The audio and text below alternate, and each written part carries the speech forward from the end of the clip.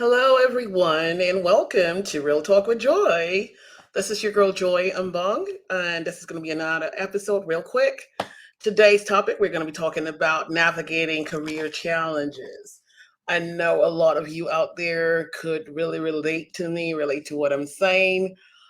Certain times, there's certain people that are actually blessed. If you're one of those that are blessed, yes, we thank God for your life, that you're blessed to have a good, steady career going and everything. So a certain percentage of folks, don't really have any kind of challenges. They're good. They're doing well. They're playing supportive roles to friends, families, etc. But now we're talking about all those that don't even have the opportunity. The other half, the other percentage that are going through challenges, during this tough times out there, especially with careers, finding a stable job, even hustling out there with contracts opportunity. It's really, I promise you, it's not even, funny. I would say I understand what it's like to have and not to have. I mean, I thank God, but that notwithstanding, I'm only talking about the other percentage of folks here in different streamlined career paths. It doesn't really matter whether you're in the medical field or you're in the IT space as well, or in other industries. There is there's just a certain uh, dynamic that things have gone a different way. So certain everyone is just trying to hold on to what they have.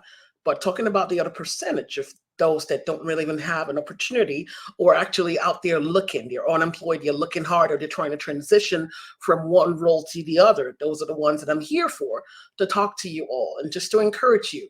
So whether you're facing a setback or feeling stuck in your current role, remember to just stay adaptable, just, be a continuous lifelong learner and leverage your network of support and guidance. I would say, if I'm going to streamline it to like the IT space, there's certain people that are really looking. They already have all the certifications, if I may say, from AML to AWS. Some might be in the PMP, like project management, Scrum space, etc. Cybersecurity, you name it. A lot of certifications. I know of a few people that already have like their doctoral degrees, master's degrees, graduate. They're all out there in the field hustling. So we also now have a certain percentage of folks that probably they've already been out there. They have the experience, like real world experience, to probably be in the field, for about 5 to 10 years, and now they're laid off, no contracts, or they just are looking for another opportunity for advancement. Well, hey, while others are just trying to get in. So when you look at it, it's just the competition is really high. So if you're out there really trying your level best just to get a landing role, I mean, I am with you. I understand the feeling. Certain folks that stay up 24/7, studying very hard, preparing so hard, facing the mirror, doing interview preps, having leveraging all the experience that they have, leveraging all your contact, your network for support and guidance, connections in a whole bunch of spaces. And it could be frustrating.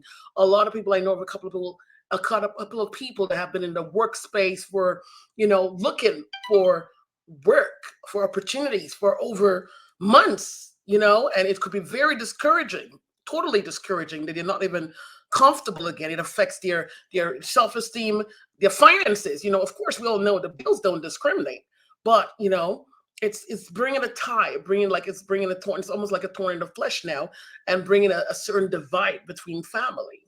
When it comes to the financial responsibilities, if the men are not able to put food on the table as much as they can, or they're out there hustling, working so hard just to get, that role. I'm just trying to tell the other people out there, if your family, your friends, and you know someone in that position, just try to be a lending hand and be a voice for them.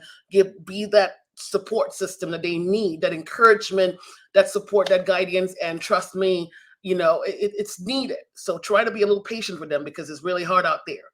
It's tough, highly competitive, that I must say. So, and then there's certain people that don't even have. So you can imagine that if you're in that space, you don't even have, you're struggling, really working so hard just to find something. It's like looking for a job. It's literally a job on its own. So you can imagine that. So if you are privileged to have something, don't try not to look down on others, number one. And then also try to be a lending force to another.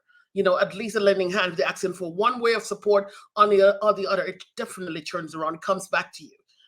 It those just a little trinkle of light between the end of the tunnel is all they need. I know a few people, they've gone for interviews, they might have gone through the first two, three, four stages of interview, and at the end of it, they don't have the jobs.